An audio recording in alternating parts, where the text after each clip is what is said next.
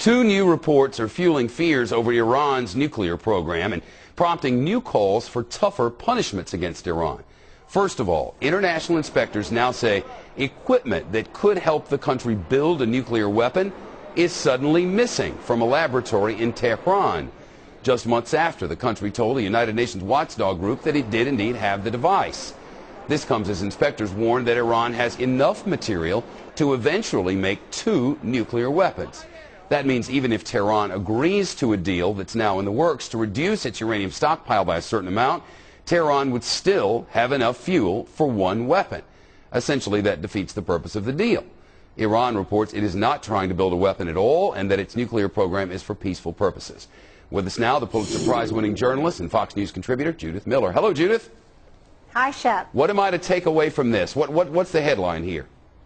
I think the headline is nobody knows what to do about Iran. No one really knows how to persuade Iran not to go down a nuclear path. But the IAEA report that you just referred to, that the Americans say is going to help them get the new set of sanctions through the United Nations.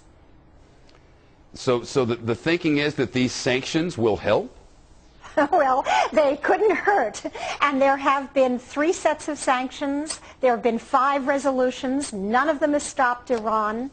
But it's going to squeeze the Republican Guard, we hope. That is, if the people who are meeting behind closed doors at the United Nations can come up with a large enough set of individuals and Iranian companies and entities that are going to have their assets frozen and who will not be permitted to travel. All you can do, Shep, is squeeze them. You can't stop them short of military action, and there are a lot of downsides to that. Based on your reporting on this matter, Judy, is it your sense that we are resigned as a nation to this idea that Iran is going to make a weapon and that now we just have to stop them from using it, or have we not gone that far? No, I don't think we've gone that far. I mean, I think there's still a hope that eventually Iran will figure out that building an actual weapon and surely testing one will compromise its security position, will make it even harder for it to make its way in the world. Now, look, nobody, or almost nobody, has ever been talked out of building a bomb. Libya was, but only after the United States invaded Iraq in 2003. Sanctions, as we know, don't have a great record. But once again, what are the alternatives? Doing nothing, that's surely a loser, or military action, which, as I said, has a lot of downsides, including inflaming Iran and Afghanistan at a time when the Obama administration is trying to pull out of there.